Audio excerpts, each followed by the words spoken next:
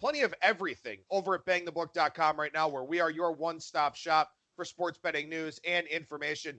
College basketball, NBA, NHL, college football, NFL, soccer, golf, tennis, NASCAR, UFC, esports, all kinds of stuff going on over there at the website right now. Make sure you head over there and check it out. Also, check out our Bang the Book YouTube page, where we got some free pick videos up for this weekend. Had a free pick winner for you last night on Ohio State over Cincinnati.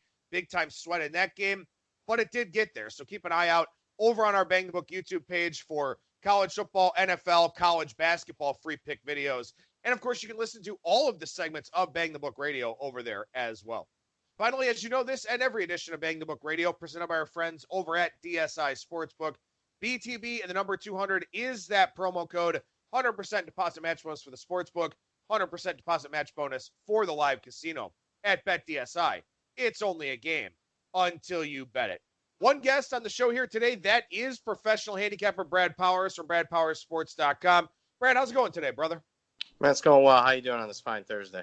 Doing well, buddy, although some snowflakes starting to fly around here, so not real thrilled with that. But you know what? Hey, a good reminder that at this time of the year in college football, weather still playing a huge factor, and it's only going to get worse as we get closer to the holidays.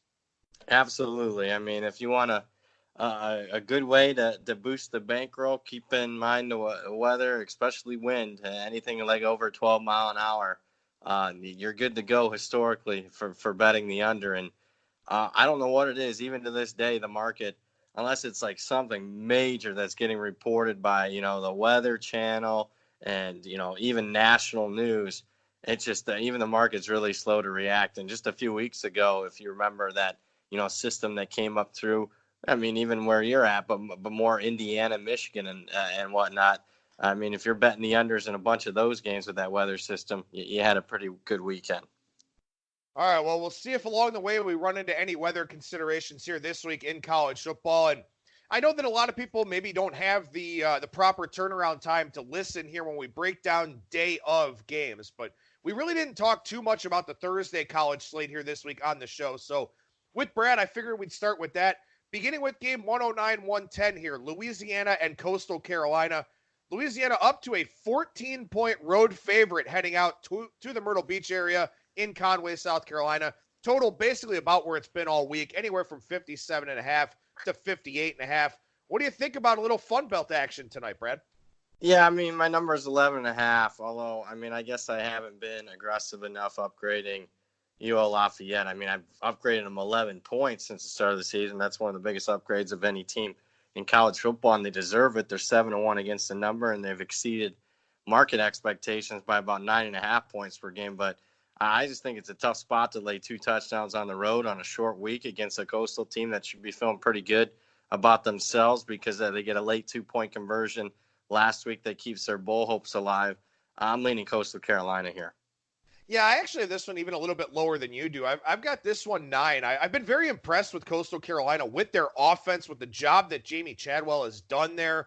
Obviously, Louisiana runs the football extremely well. They were a little bit better early on in the year than they are now, but this is a tough handicap because, as you mentioned, short week, Coastal off the very emotional win. A couple of Sun Belt teams where inconsistency can always play a factor. So it is interesting that both you and I, with a little bit of an overlay here at 14, but we're still not overly excited to play this game. Yeah, well, I mean, it's just because my numbers have been relatively short almost all season on Lafayette, and maybe I need to make a fundamental change in the offseason to be a little bit more aggressive. But, I mean, just my gut tells me the market usually overreacts on a week-in and week-out basis. I mean, I need to be more, steady Eddie, consistent. But that's the only thing keeping me off of it. Lafayette, I mean, is really good. I mean, you just look at their losses only to App State and Mississippi State in the opener. I mean, they don't have a lot of weaknesses. And, what they've done to some teams, that, especially in the second half, is just overwhelming with that powerful run game. So that'd be the only reason why it keep me off of it. But I'll have pizza money. I'll have a small bet on Coastal tonight. Yeah, and you look at Coastal here. Their 3 losses in Sun Belt play at Appalachian State, Georgia State, who's been one of the biggest, power ratings boosters that we've had this season, and Georgia Southern, who's always a tough team to play running that option. So maybe Coastal a little bit live here tonight. Maybe I wind up with a pizza money bet on that one. Of course, not a Chicago deep dish, but, some sort of delivery type of pizza money there in that one. How about game 111, 112 here? Temple and South Florida. Temple, 1.5 or 2-point favorite, depending on where you look. The total has dropped from 53 to 49 on this game. So pretty big move towards the under. What do you think about this one, side or total? Yeah, I got it close to pick 'em. But my gut tells me Temple's going to be the right side tonight. I just think the market's probably overreacted a little too much to their back-to-back blowout losses against SMU and UCF.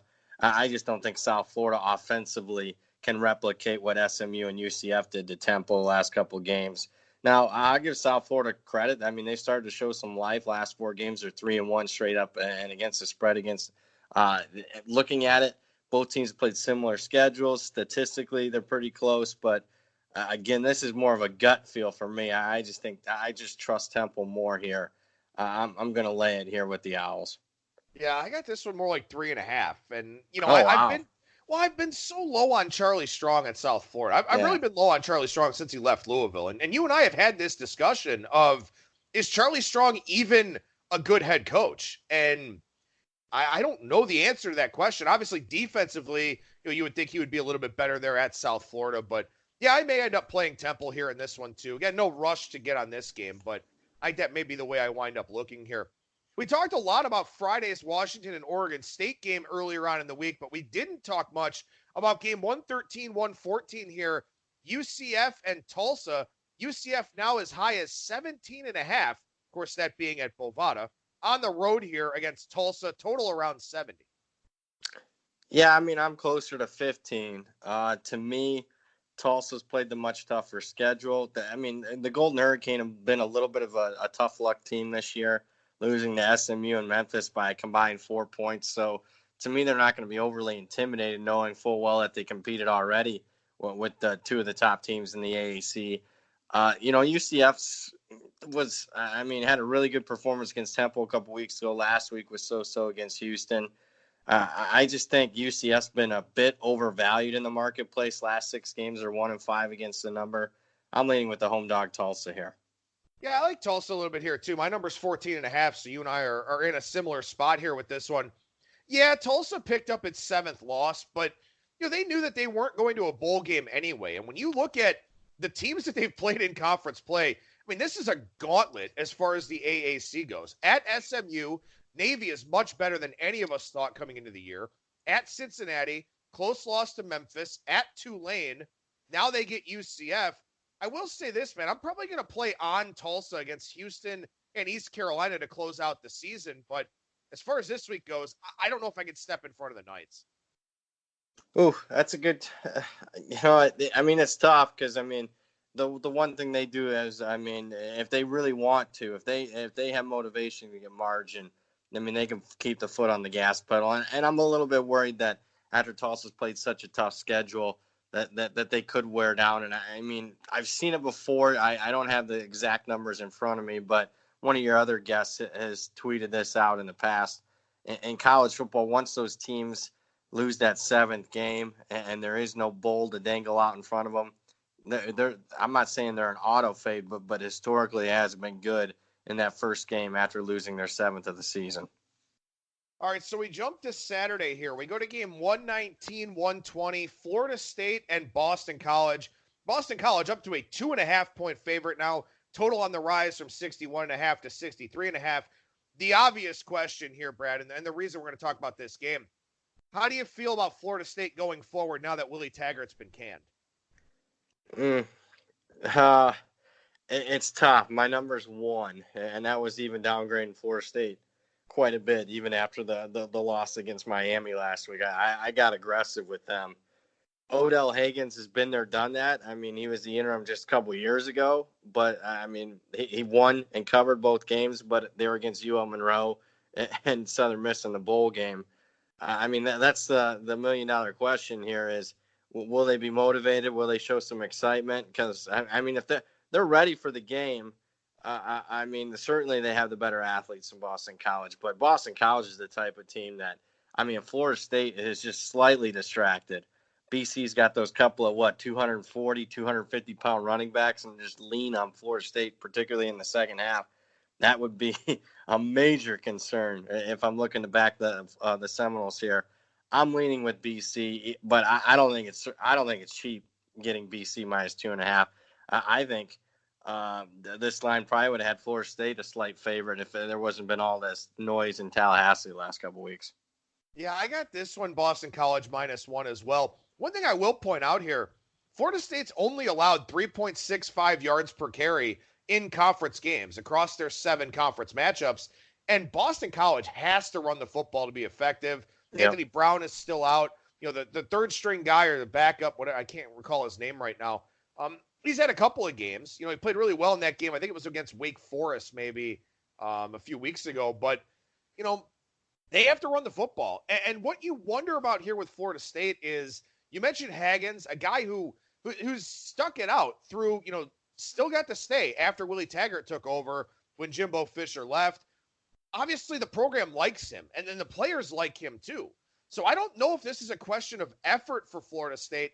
And if they're going to bring an effort and they're going to fill the box and stop the run, I wouldn't be shocked if they win this game. I don't know if I can take it, but something tells me Florida State might step up here. Yeah, I mean, that would be the worry. And it's Dennis Grossel's the quarterback. And I know he's got a 6-to-1 touchdown interception ratio, but I've watched him play, and I think he sucks. I mean, nothing to be hard on the kid. I mean, I hope people are hard on me when I've had a bad week or bad month or bad season. I mean, people aren't afraid to tell me I suck. So, I mean, it's just the day and age that we live in. Yeah, if they can shut down or even slow down the run, I don't trust him at this point to be able to beat Florida State over the top. So that'd be my number one concern. All right, so we go to Morgantown here. Game 123, 124, early kickoff in Morgantown. Texas Tech off the shelf, coming off that loss to Kansas. A 2.5-point road favorite, total around 60, has come down a little bit to 59 at most places for this Texas Tech West Virginia matchup. What are you thinking about this one, Brad? Yeah, I got it a pick. So, I mean, a lean for me on West Virginia. It's nothing strong unless it goes to 3 for me. You know, West Virginia, on one hand, I thought they showed, you know, quite a bit. They were hanging in there with Baylor, but I mean, statistically, Baylor really dominated the stats. I mean, I thought West Virginia was very fortunate. The fact that game came down to the wire. Baylor had 3 turnovers, stopped at 4th and goal at the 1-yard line. West Virginia got a 95-yard kick return. To me, that would have me backing off West Virginia a little bit here. But again, if it goes to 3, I'll have a small bet on West Virginia. But right now, just a lean. I actually like Texas Tech a little bit here. Oh, wow. What's your number? 2.5. So okay. I'm right on the number, but I think this spot sets up pretty well for Texas Tech in that they're coming off the bye with a first-year head coach in Matt Wells, who I think is pretty good. And the Kansas loss, well, you know, obviously losing to Kansas is never a great thing. The 3 games before that, Oklahoma State, where they won, played very tough, took Baylor to overtime, played pretty good against Iowa State, too. I think that was just a culmination of playing a lot of tough games in a short period of time. I think the bye week helped them. I kind of wish Alan Bowman was back over Jet Duffy. I just think he's got more upside. But also, if Bowman was back, this line's probably 4.5 or 5, maybe even 5.5.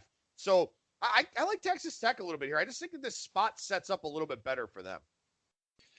I don't argue with that by any stretch. And it's just Texas Tech's been a little bit high variance. I mean, they show you something one week and the next week you think you're going to get at least another solid performance, and they haven't. But I get it. And to me, I came in this season thinking it was really going to be a down year for West Virginia.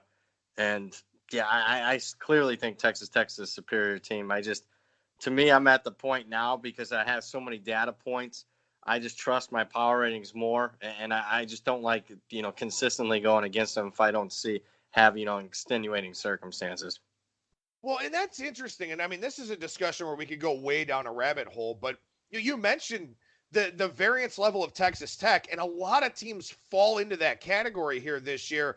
I know it's been a little bit of a tougher college football season for you. It's been the same thing for me. I feel like it's been the same way for a lot of people out there because of this high variance environment. And at that point, you mentioned, you know, you like to rely on your power ratings a little bit more.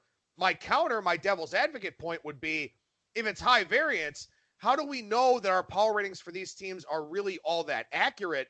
It's just been a weird college football season. That's a good point. I guess my point was saying, well, it's tough to obviously, I mean, it's tough to predict variance, but now that we've had 8 or 9 data points at this point, I usually am better in November because I have so many different data points that I trust in more. Where if you got high variance teams early in the season, I mean, how do you I mean, every single data point that you have, I mean, how do you weigh it? One week's really great, then the next week's bad. By having just more of them, even if they are high variance, you still get a little bit of a better feel for a team. But you're right. It hasn't been an overwhelmingly good season for me, specifically in college. And, you know, a lot of it that might be the fact that we're just getting a lot of high variance from the teams. You know, certainly not the team. You take out the top 5-6 teams, and then you take out the bottom 5 or 6, and maybe that's what I'm missing. But, you know, reality to me says the top 5-6 teams that are consistent, usually, you know, historically speaking, I think they're expensive.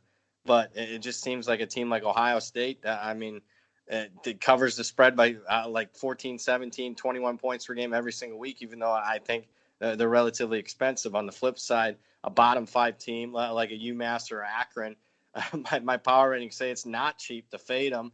I can't downgrade those teams enough, but I mean, hindsight's always going to be 20/20. But I mean, look at the season you could have had fading, you know, playing on Ohio State and fading UMass and Akron. I mean, why are we working 80 hours a week when I could just take the best team in the country, Ohio State, and just play on them every week and just fade the 2 worst teams in the country every week? And I'll tell you what, against the spread, you'd probably be 80+%. Well, I will say this. I mean, and again, going down a little bit of a rabbit hole here, but when I look at my preseason power ratings, you know, I look at the second page. I do it in a Word document because I wind up doing the article over at BangTheBook.com. Tulane is 71.5. They're my number 45 ranked team. Coming into the season, it was UCLA at 74. Usually when I get into the mid to late 60s, you know, my team at number 69 or 68 in the country is usually around, you know, 69 or 68 from a power rating standpoint. Right now, it's in the 66 or 65 and a half range. So I think what we're seeing here in college football this year, and maybe this plays itself out within the power ratings, is that there aren't a lot of trustworthy teams. So I have teams generally, you know, lower rated in a range where I usually have them a little bit higher rated.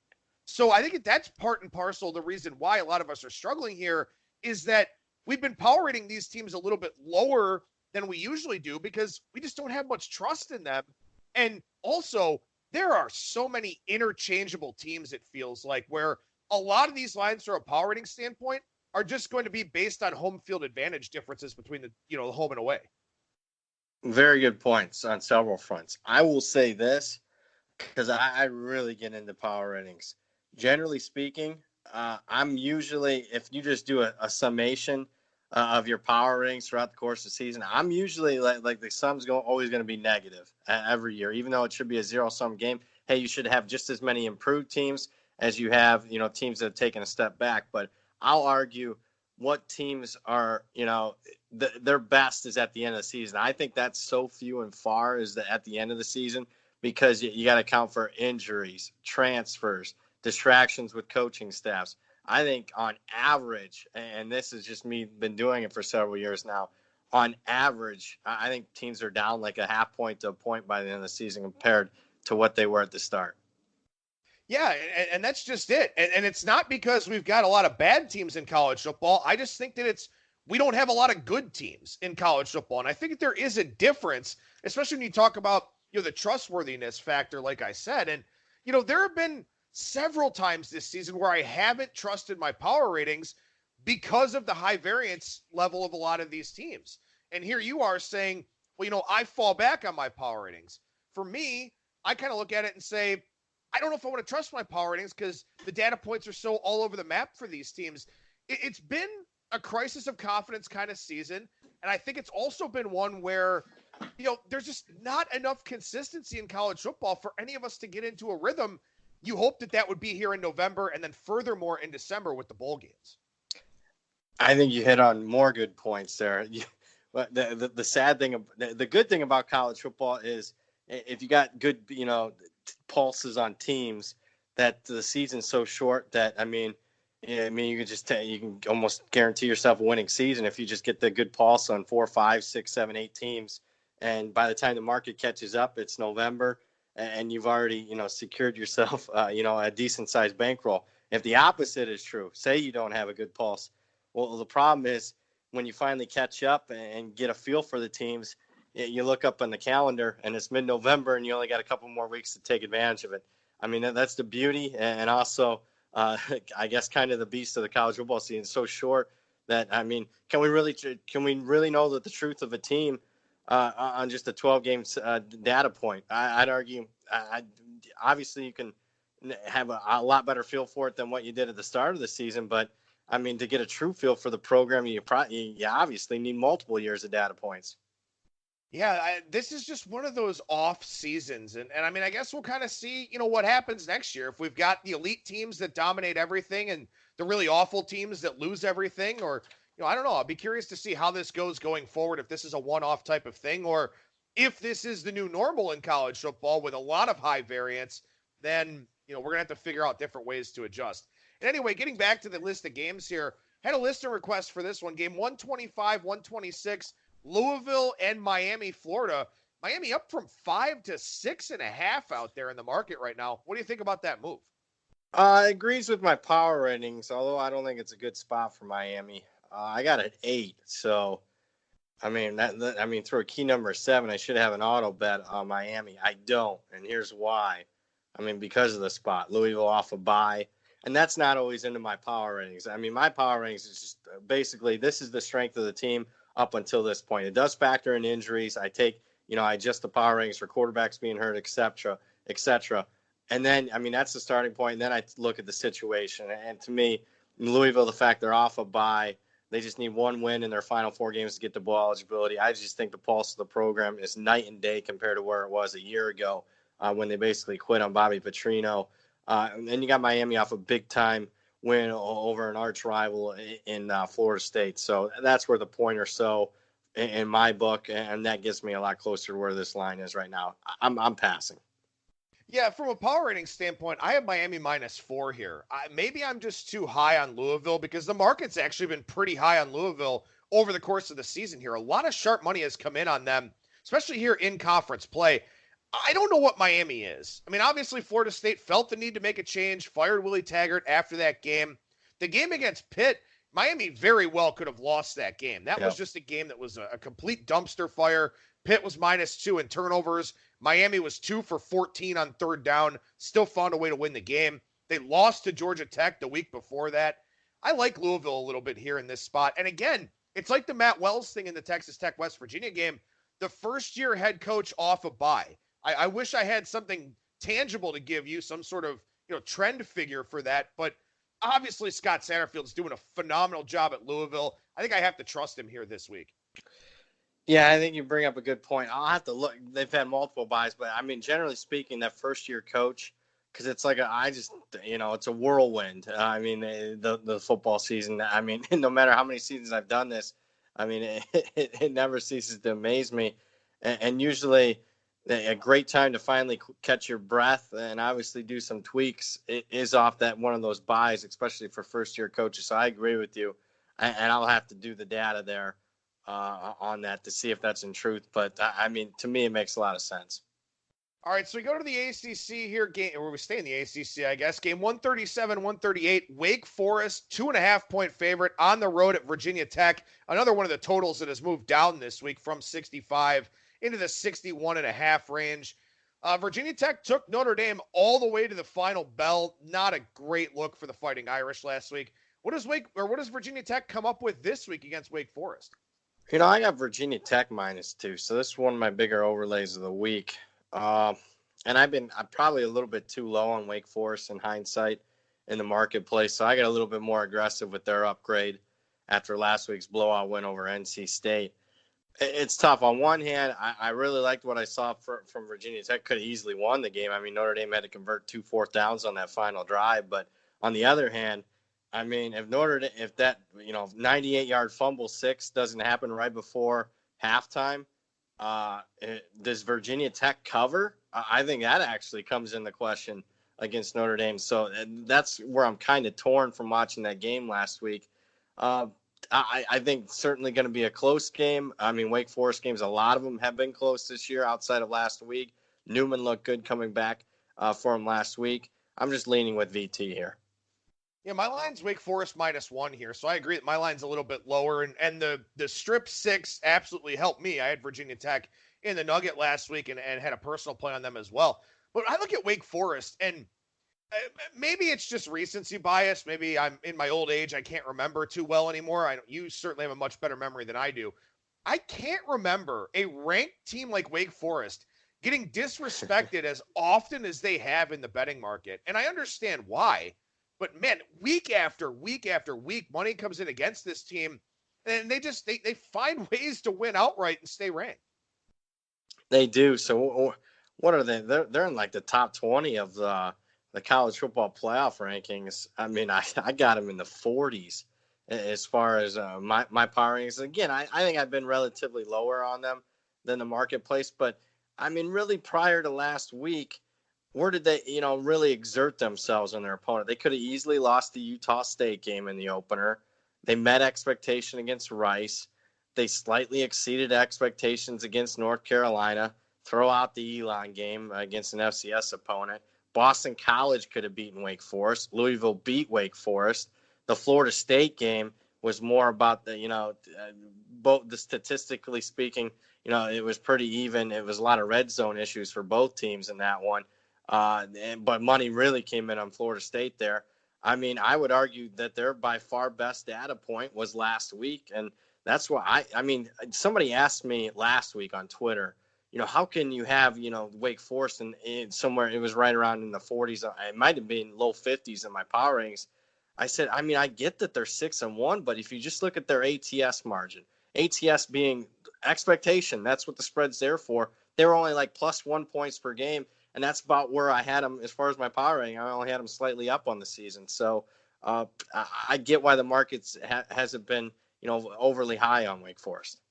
Yeah, I mean, this is a team that gave up over 6 yards per play in its 2 games in October, gave up, 5.7 yards per play in conference play so far. Somewhere along the line, they're going to get tripped up. I don't know if it's this week with Virginia Tech and how, questionable their offense looks right now, but at some point, it's going to happen here. It's probably going to be one of those spots where everybody in the market is against Wake Forest once again. All right, battle of unbeatens here. Game 141-142. Penn State, 6.5-point favorite in the Twin Cities to take on Minnesota. Another total that's ticked down a little bit here. What do you think about this one?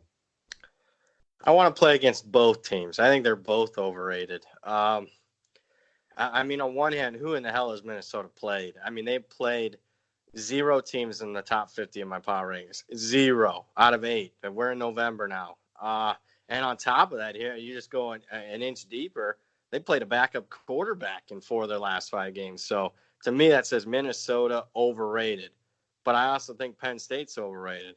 This is a Penn State team outgained by Buffalo, outgained by Pittsburgh, outgained by Iowa, outgained by Michigan, yet they won all 4 games. So and my power ratings are closer to like 4.5. I'm going to lean Minnesota because I think PJ Fleck is an excellent motivator. And obviously, this is one of the biggest games in Minnesota. Probably, you got to go back to when they were winning titles in the 40s, 50s, and 60s. But, looking at it, I'd rather bet the under. It's going to be really cold. I think both defenses are legit. I think it's an old school, 24-20 type of game. So I'm more on the under than anything. Yeah, my line here is 5, and I agree with you. And again, when you start talking about a game you expect to be low scoring, taking the points probably the way that you would have to look if you're in an ATS pool or something like that. But I don't think that this side is worth playing. I think the total, the under, absolutely worth playing. I completely agree with your take as far as the total goes. We jump down to game 153-154, USC and Arizona State. Arizona State, a 1.5-point favorite here. Everybody in the entire world on USC last week. I think we had an idea what was going to happen when that wound up being the case. But a pretty misleading game last week for USC when all was said and done. Yeah, it was. But, it is what it is. I mean, they had their opportunities. And I mean, just turnovers. So what they have, like 4 turnovers out of 5 drives there after they're up 10-0. And then they, give up a pick 6 and a long, just when they got momentum right before the half, they give it up with a kick return touchdown. To me, the reality is that once they were up 10-0 and they made all those mistakes, I mean, they got outscored 56-14 in the final 3 quarters. And I think there's a real possibility of a quit factor here because, I mean, Clay Helton's done now at this point. I mean, SC no longer controls their own destiny now in the Pac-12 South. I think it's a really good spot for Arizona State. They're off a bye. And statistically speaking, you look at a yards per game differential, points per game differential, yards per play differential. They're relatively close, but Arizona State's slightly better in all those areas. The spot's better for Arizona State. I get it. The athletes and the talent level is better for SC. I'm on the Sun Devils here. I bet it early, and I'm still on it here. I like Arizona State.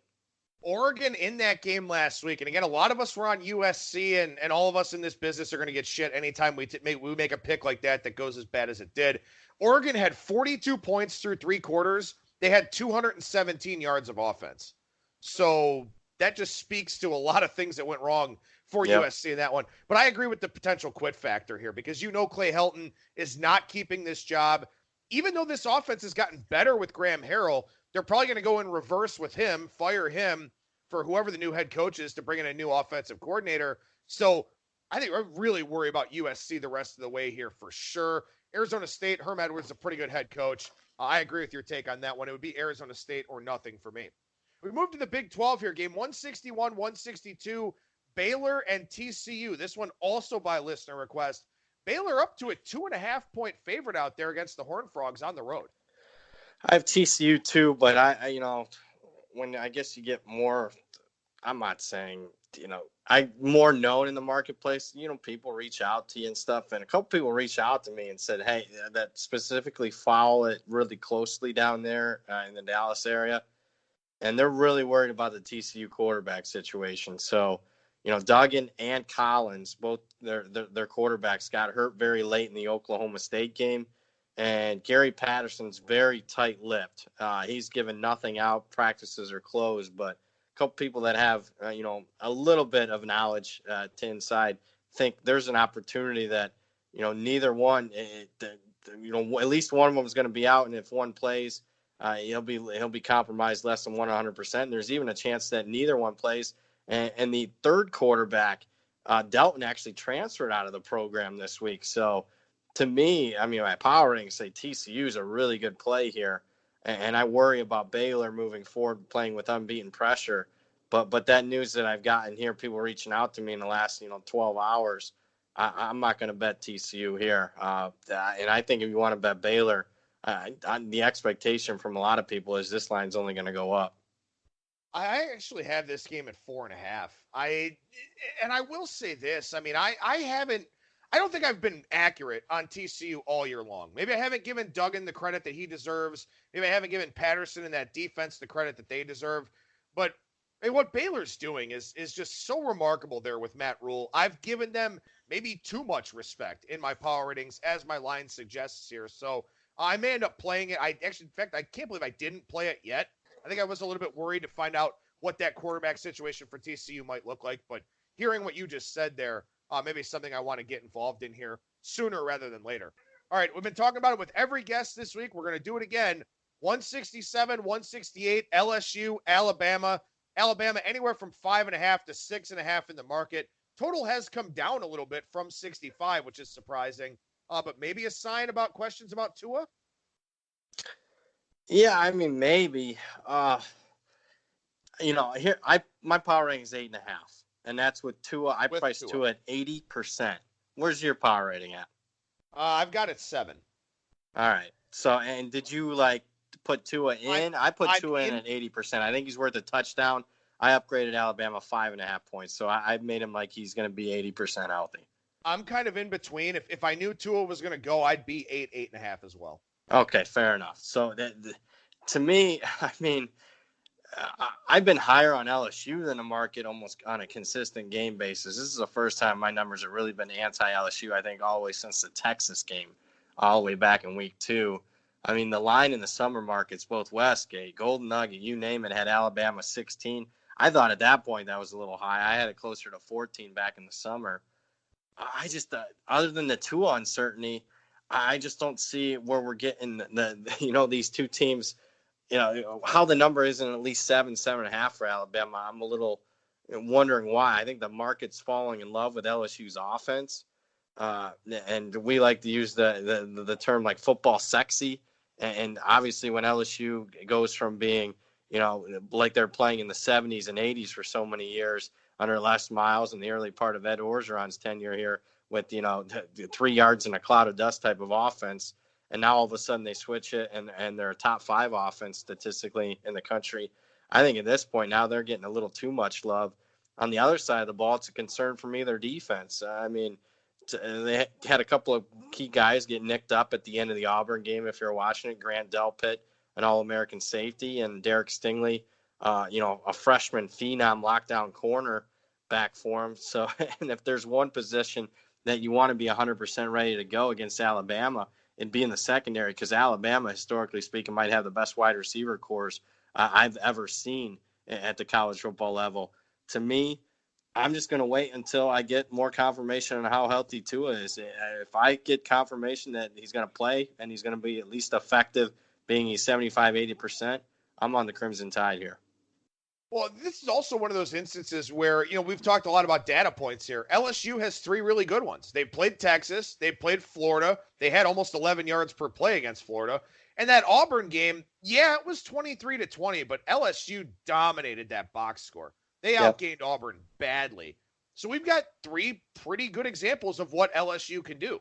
Do we have any good examples of what Alabama can do? I mean, they beat Texas A&M on the road. That's cool. They also gave up well over 400 yards to South Carolina. Same thing to Ole Miss. I think that, along with some of the Tua uncertainty, is the driving force for why this line is as low as it is. But this also feels like one of those situations where anybody that doubts Alabama is made to be a jackass on Saturday, because why would you ever doubt Alabama, even if they haven't played anybody? So I think there's so much in play with this game. I think what is most interesting is that this line has shifted 10 points from where we had it over the summer, and it's not because Alabama's done anything wrong. That's a great point. You know what the best advice I can give for this one? Everyone's going to watch the game. Everyone's going to want action on it. To me, I think there's better value elsewhere. I mean, it's the most public game of the week. I get it. People want to get involved. You want to have stuff on it. If there's going to be one line that's going to be right. Now, the only, curveball here is Tua, which is throwing a lot of uncertainty into it. So, I'm not saying you can't win and can't have some, good knowledge of how the game is going to go. But to me, generally speaking, if you're asking me where there's going to be more value, a Sun Belt game or 1 versus 2, the first one we've had at least AP poll rankings in the regular season in 8 years, to me, give me the Sun Belt game. I agree. I completely agree. And I will say this. This game is tailored for live betting, too. Once you see what Tua looks like, if you see what Tua looks like, and furthermore, if Tua doesn't play, which I think would be an absolute stunner, how does Mac Jones look in this enormous spot? He's built for success with the skill guys around him. And, he was a pretty highly touted quarterback, too. How does he look in this big moment? Maybe that kind of gives you some kind of idea how you want to play this game live. All right, let's go to Western Kentucky and Arkansas, 171-172, because I actually had Western Kentucky favored in this game, and the line is moving in my direction. But I can't take a Conference USA team on the road against an SEC team, can I? Maybe. To me, Chad Morris has got to be feeling more heat after seeing Florida State make a quick move. What's preventing Arkansas from making a quick move on Chad Morris?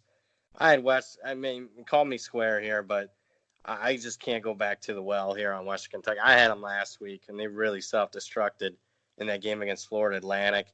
And to me, sometimes I just think the market gets too cute for their own good with some of these games. But I'll say this. Arkansas is the one team where, they have gotten punked here against some, lesser teams. They got crushed by North Texas last year. They got beat by San Jose State this year.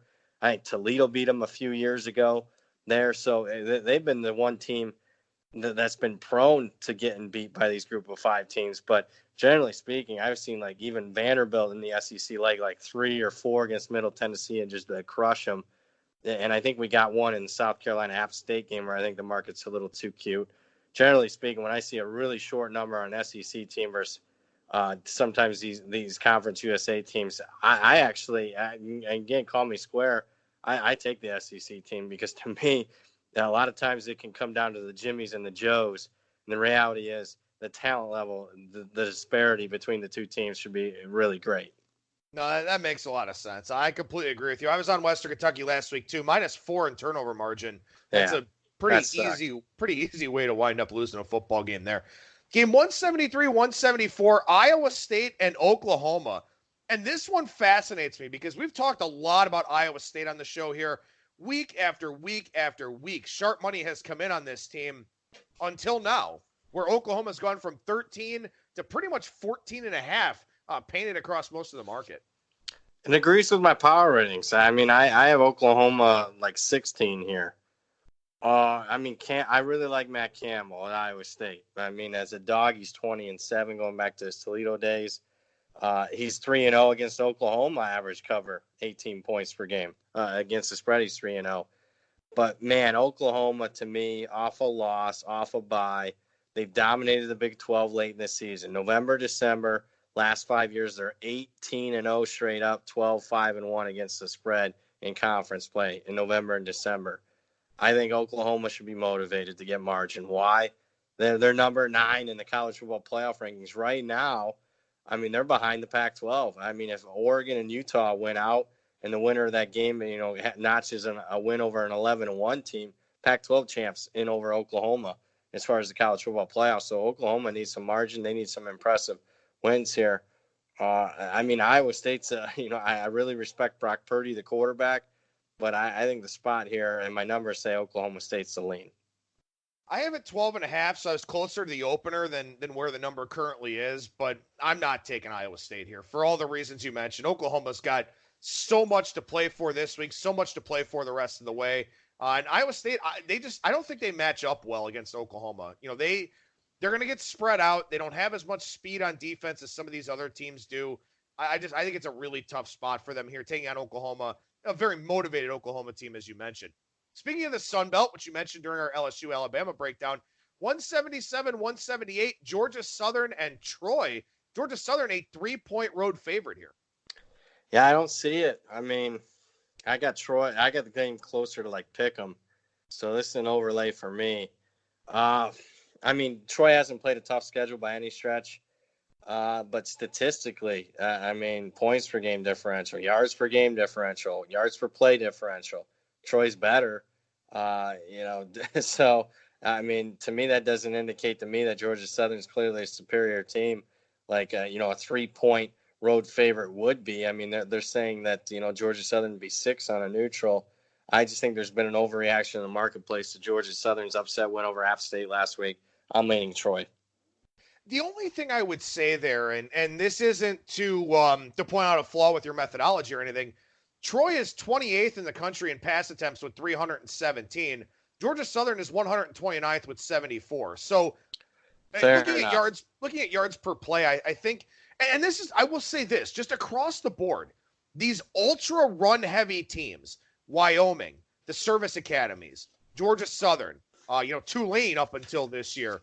I always have a problem power rating those teams because their yards per play, their yards per play differentials and all that, just they look off. I never accurately rate those teams. It's a good point.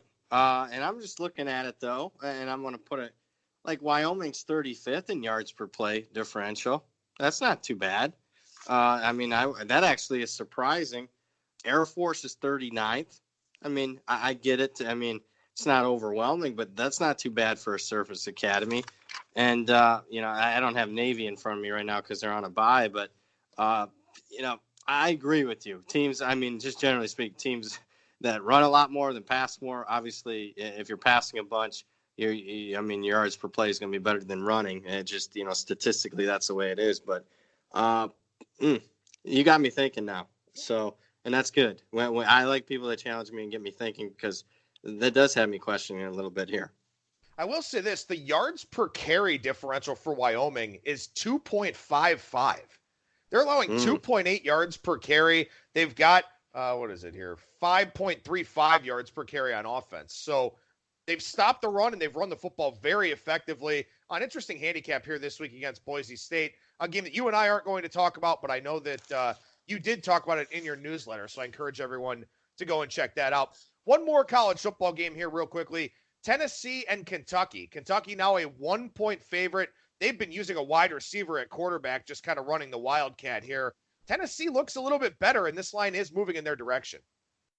It is, but I mean, I agree with the early money on Tennessee, but right now, I just don't see it. I don't have that much of an overlay. I got closer to pick. I mean, Tennessee's dominated the rivalry. They're 32-2 straight up, 25-8-1 against the spread since 1985.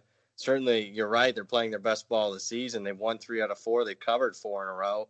But Kentucky's off a bye, and I thought Kentucky played their best game of the season in their last game against Missouri, getting the outright upset as a double-digit home dog. I think it'll be a really tight game, down to the wire, field goal game. Right now, I really don't have a bet on it. I gotta say, I will say this. I mean, after all the losses that Kentucky had, losing 2 of the best players they've had in program history, to see this team at 4-4 with a great chance at getting to a bowl game with this, coin flip game against Tennessee at Vanderbilt next week. They're going to beat UT Martin in that FCS game here in a few weeks. Then Louisville at the end, where they will be a home dog in that one potentially. But for Kentucky to probably be making it to a bowl game this year, what a hell of a job by Mark Stoops. I would say if he gets them to 7 or 8 wins, it'll be a better job than him getting them to 10 wins last year. Because I really questioned what they were going to be. And on top of it, you lost your top 2 quarterbacks throughout the course of the season. So this is about as good a coaching job as he's done. And again, if he ends up getting to 7-5, 8-4, I think he should be one of the SEC coaches of the year. All right, so we move over to the NFL side for a few minutes here. 271, 272 is Sunday Night Football, Minnesota and Dallas. This one's nice and easy. Field goal painted across the market here. You've got a Minnesota team coming off of a really disappointing loss last week to Kansas City without Patrick Mahomes. Total of 48 in this one. What do you think? Do the Vikings bounce back? They bounced back under Zimmer. I mean, off a loss, he's 23-8 against the spread. That's 74%. Wow. That's not bad. That's going back to when he started in 2014. I mean, 74% off a straight-up loss. 40-16 against the spread. There's a couple pushes in there. 40-16 against the spread against non-division teams. 71%. That's Zimmer since 2014. On the other side, even in the Dak Prescott era, Dallas has really dominated the NFC East, but against non-division opponents, they're only 43% against the spread. And the thinking here is Zimmer, an elite coach, when you're playing an unfamiliar opponent, when you're not playing a divisional opponent, and you got to scheme things up and you only got a week of preparation, that's, to me, where the superior coaches stand out. So that's why I point that out for Zimmer. And on the flip side, I don't think anyone's going to say Jason Garrett is a superior coach. And when he's not playing familiar competition, has to go out of division. Again, even in the Prescott era, 43% against the spread. Look, I get there's a lot of anti-Kirk Cousins sentiment out there, but the reality is in his last 5 starts, he's got 13 touchdowns, 1 interception. And to me, to add it up, I mean, who in the hell have the Cowboys beat this year? I'll give them Philadelphia, the same team that Minnesota also took care of quite handily, also at home. So to me, that you can cross those two out, same data points for both teams. But other than that, Dallas beat the Giants twice, the Dolphins, and the Redskins. That's it. Minnesota's easily better than all of them. Minnesota's a better team, catching 3. Vikings. Is that your favorite play of the week in the NFL? Probably my favorite handicap. I mean, it sounds all well and good. We'll see if it wins, but certainly it makes the most sense as far as a handicap. But yeah, in my newsletter, that's my top NFL play of the week. All right, so we look at Monday Night Football here, and I want to try to get this on Thursdays with Brad now because we're going to focus on college football and college basketball in our Monday segments with Kyle Hunter. So here's your Monday Night Football handicap. Seattle, San Francisco, game 273, 274. Seahawks and 49ers, obviously at the top of the NFC West. San Francisco, 6.5 point favorites. And I got to say, man, with the anti-Seattle sentiment that's out there in the marketplace, are you surprised we haven't seen 7? Oh, I think we will, maybe. And because I mean, I've agreed that Seattle's a very overrated team. But I mean, they got Russell Wilson, and somehow they find a way to win. And when you got a quarterback that has 22 touchdowns and 1 pick, and is 22-10 in his career as a dog, I mean, I'll probably talk myself. If it gets to 7, I'll be on Seattle. In this instance, I just, who have the 49ers really played so far? I mean, obviously they crushed Carolina a few weeks ago. I give them that, but to lay 7 against the Seattle team that's really, and again, we're talking where I think the number is going to go, even at 6.5, to lay that kind of number against a Seattle team that's owned them. I mean, even going back to the Harbaugh era, I mean, Seattle's 12-2, straight up 11-3 against the spread the last 7 years against the Niners. So, I see why a lot of people are on the 49ers, and I agree. Generally speaking, Seattle's overrated. I played against them even last week, but when you got Russell Wilson and there's no let up, there's no give up with him. If you want to bet the 49ers, do it now, because once it goes to 7, I can tell you Brad Powers is going to be on the Seahawks. I think what's really interesting here is that, for San Francisco, I mean, their offense is good. It's not super explosive. Jimmy Garoppolo doesn't create a ton of big plays with his arm. They run the football very effectively. Obviously, they use Kittle very well. The total going up from 44.5 to 47 would imply to me, obviously, that we're looking for a higher scoring game than what the initial expectation was. In my mind, that favors Seattle, because everyone knows Seattle's defense isn't very good. San Francisco's defense is elite, at least based on the competition they've played so far. I think a higher scoring game benefits Seattle and an improv quarterback like Russ. So I'm surprised to see the total going up a little bit here. Yeah, I mean, and outside of the Arizona game, I thought Jimmy G was just average to start the season. I get it. They didn't ask him to do too much. And when they finally needed him last week, he delivered with 4 touchdowns. But that's Arizona, for Pete's sake. I mean, it's not Monday Night Football and the Seahawks on the other side. I mean, I like Shanahan. And obviously Carroll's got a long, track record. So to me, I mean, I know the analytics guys are going to like an up-and-coming coach, but to me, that's a wash at best there at coach. I'll take any day of the week and twice on Sunday, I'll take Russell Wilson over Jimmy G. So I get it, the 49ers at other key spots, especially the entire defense as a whole, far superior, but that's all taken into consideration with this line. Now, I will say, check the injury report for the 49ers. There's a good possibility that it's going to get better for them, especially on the offensive line where they've been playing without their 2 tackles, and also in the run game, their fullback they've been playing without. And there's some optimism that all 3 guys could possibly return. So check that out. And again, if you're looking to bet San Francisco, I do expect the line to climb. Brad Powers, professional handicapper over at BradPowersSports.com. What's going on over there right now, man? Yeah, it's just a newsletter. I talk about it each week. And, you get a game right up on every single college game, every single NFL game each and every week. You get my bets, best bets of the week. And I know it's all about wins and losses, and I'll just give you the record this year, 52.7%. So actually, you're basically even when you count the juice. So what I always tell people is don't buy it for the picks, buy it for the information. You get my power ratings, you get computer projected lines, you get trends. Again, you get write-ups, and you get the picks. And, I mean, if you're all about the picks, 56% over the last 5 years. We're talking a sample size of nearly 800 games, 56%. That's not too bad. I get it. It's been a little bit of a disappointment this season. But if you want to check it out, you can download all past issues for free if you want to check it out and see what it's all about. And if you like what you see, it's $49 for the rest of the season. College, pro, through the Super Bowl, $49, BradPowerSports.com.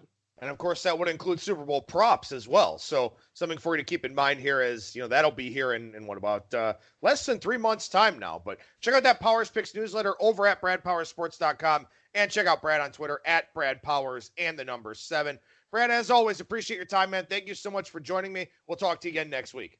All right. Sounds good. Thanks for having me on.